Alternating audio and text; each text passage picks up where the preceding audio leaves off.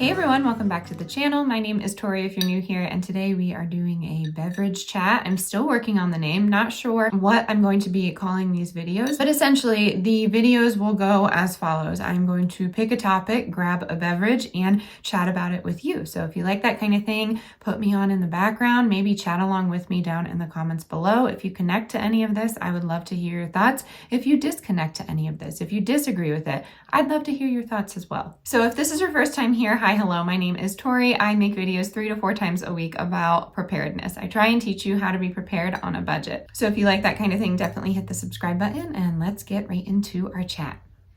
All right, everyone, today I am sipping on some water and a little bit of magnesium as well as some apple cider. I know an odd combo, but it is a delicious combo. And I want to know what you're sipping on down in the comments below. So cheers. Let's get into today's topic, which is I'm not a prepper and either are you. So we are going to really talk about this topic, do a deep dive. And it all comes from about 3 years ago when I put out a video that I was prepping for the apocalypse. And that was because I went to Target to just get some canned goods and dried goods to fill up my pantry. I did that just because I've always done that. I've been taught to do that. And the woman who gave me the order asked me if I was prepping for an apocalypse. And it got me thinking that is what majority of that generation thinks of. And that was that. I didn't really think anything of it. She was younger than me, obviously.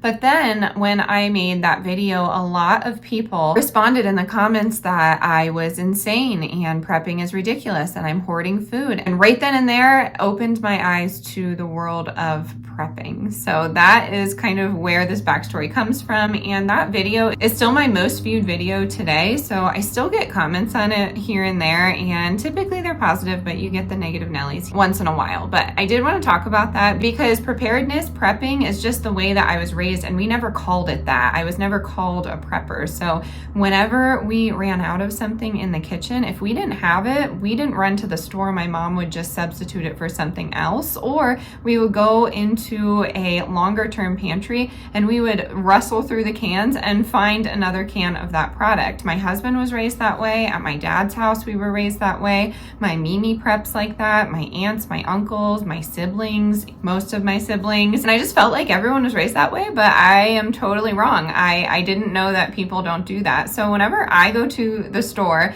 I don't just buy what I need for the week. I typically buy 1 and then 2 for later. And I do that every single grocery trip. So when you see multiples of items, it's not because we're going to go all through those cans of beans for that meal. We are saving them for another meal, saving them for a rainy day. And it brings up my past week. In the last 3 days, I have not been able to leave my home. We have been snowed in. And I use that term loosely because yes, I could get the car out and I could take the roads really slow, but I have 3 children, and if we don't need to go out, we don't do it. My husband works in law enforcement, as we all know, and the amount of accidents he has kept up with the last 3 days is a little exhausting for him. I don't mean to speak for him, but I can see it in his face and his demeanor, but he's out there. He's out there trying to dig people out and help society. That is what police officers do, contrary to popular belief. But of course, there are a few bad apples. My husband is not one of them. Anyways, I've been stuck here, and I talked to my mom today. I said that we need some things from the grocery store and we need a little miscellaneous things here and there. Is it rude to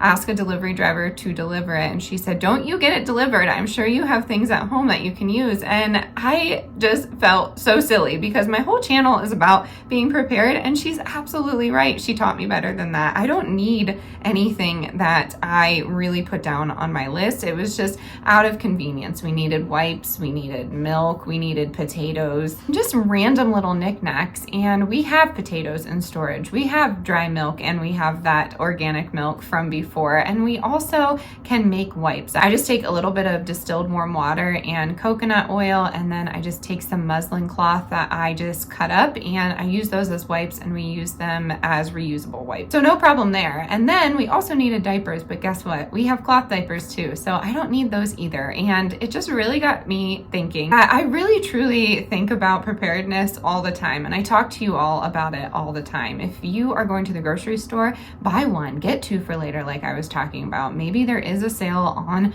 pork. Grab a bunch of them. Honestly, it's not hoarding. And I really think that word gets, I guess, just tossed around way too much. I feel like everyone just throws it out there as an insult, and if you want to call me a hoarder, you can. But we talk about the pantry, and we talk about it being a rotational pantry. It should be things that you use, and it should be things that you can rotate through. So when you are buying, you know, one for now, two for later, I always say for a long-term storage scenario, maybe have two more behind that. So that is a preparation of 5, and that is always canned goods, dry goods, proteins, sauces, and a lot of different things. I will say this, I have been experimenting with this lately, and it is a little experiment about enriched foods. And I try and stay away from them. I always have, but my husband likes enriched foods, and there's a link between enriched foods and male disorders or ailments. And I will say my son has a lot of energy. He is a 5-year-old boy. It's hard to keep up with.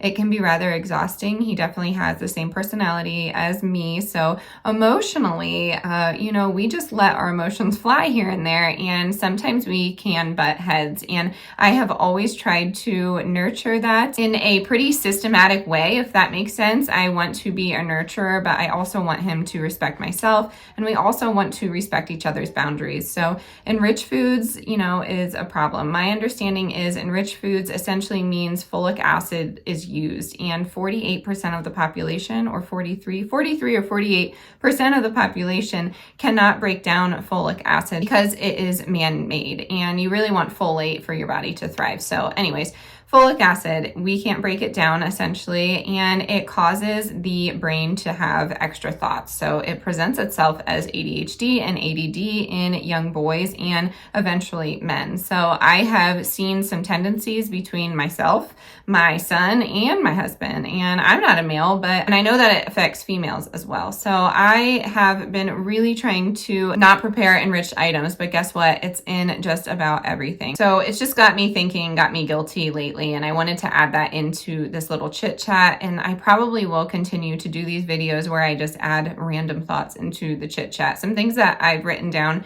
to share with all of you because it's a lot to think about. And I've also seen lately crunchy mom culture linked with preparedness, and how people are saying no to crunchy mom culture, which essentially, I mean, it's an umbrella of things. I would not consider myself a crunchy mom. Again, I'm 80-20. I try my best to feed everybody in the best way, and I really look at what we are consuming, and I try and spend my dollar the right way, and then I share it with all of you. So I would not say I'm crunchy. I want to live my life without these anxieties and these fears, but they have all been brought to our attention lately. So that is why, you know, it's just really been tricky. So I don't want to consider myself a prepper anymore. I don't want you to consider yourselves preppers anymore. I mean, you can call yourself whatever you want. I'm not saying that, but I just want you to think about this as just having good sense. Like, why not prepare for an emergency? I have not left the house in 3 days, like I said, and because I have these preparedness thoughts as well as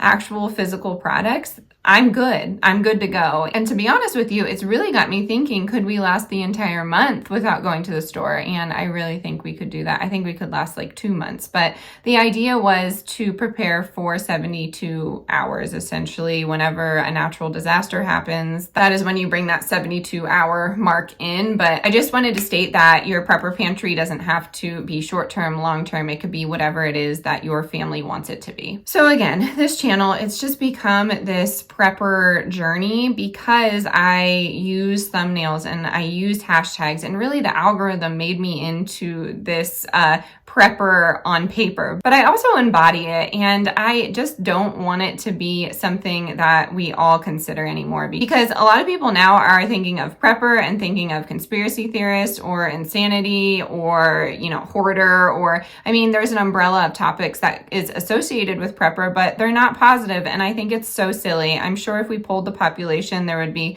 like a 50-50 split, but a lot of people are prepared and they just don't know it. They don't want to admit it to themselves, and I think that's really funny. It's just something that's been on my mind. You know, you can go to someone's pantry and probably find some backup food that they can create a meal with, but they're very much like me and think that they need to go to the store. And that's where a budget comes along and a little bit of willpower, because I was just about ready to purchase some goods from an app to have delivered to the house. And then another thought I had with that is we've been here for 3 days and I'm starting to get really bored of the foods that we're eating. So with my recipes, I get this a lot, that my recipes are unique or they're odd, or I would never think to pair this and this together. And I don't take that offensively at all. I understand people mean well when they say that, but I, you know, have been eating this way for a very long time. My family has been eating this way for a very long time, and it just happened that way. I wasn't preparing for anything. But now that I look at it, when we are having these, not emergency scenarios, but scenarios where we can't get to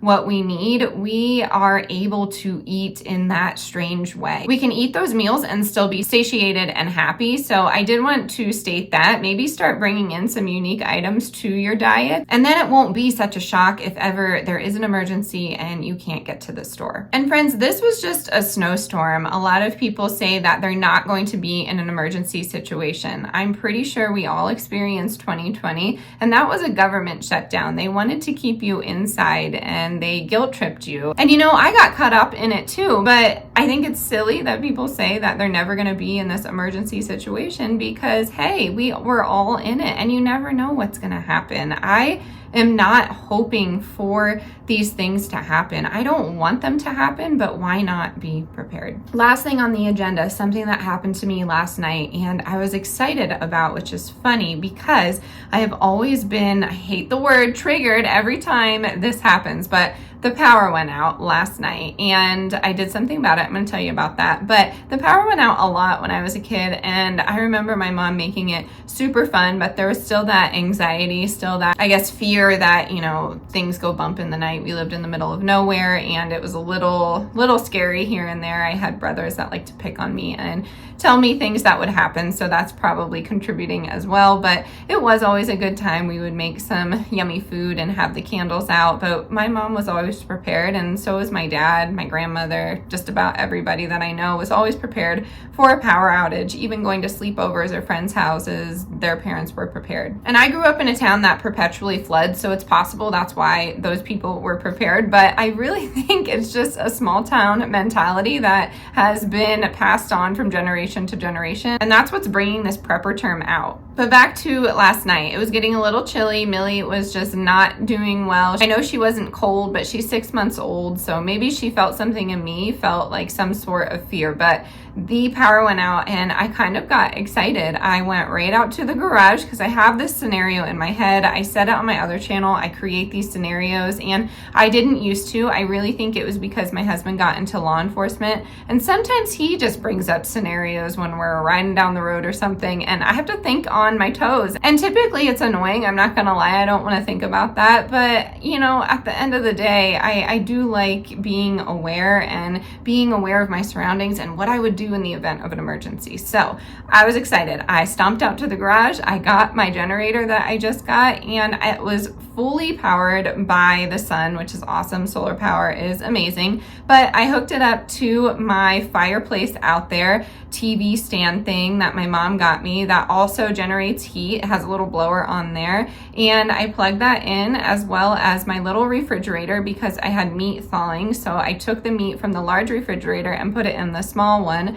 and then I put my cell phone there just in case my husband needed me for anything, and it charged it for about 5 hours until I fell asleep. I looked at the percentage this morning and it was at 43%. So I know that doesn't seem like a long time, but we also have the sun today. As you can see, it's like blinding me right now. But I do have the sun today to power that back up and then just continue doing that whenever the power goes out. And it did not go out for a full day or anything. It's been flickering back and forth. I keep getting updates that it's going to come back on, but we're good. We don't really need it right now. So yes, that's my little story. I know it doesn't really compare to a great emergency. I know a lot of you have been through some pretty catastrophic emergencies, and I just keep you in my thoughts because, I mean, mentally recovering from that is probably really hard, but a lot of you tell me that made you get into this preparedness journey. And I think that's amazing. I think that's a great accomplishment. And I would love to hear your stories on that if you ever feel comfortable telling us in the comment box. But yes, that is going to do it. That's our little beverage chat for the week, month. I'm not sure how long I'm going to do this, but the goal was to tell you I'm not a prepper and neither are you. But if you want to tell yourself you are, you totally can.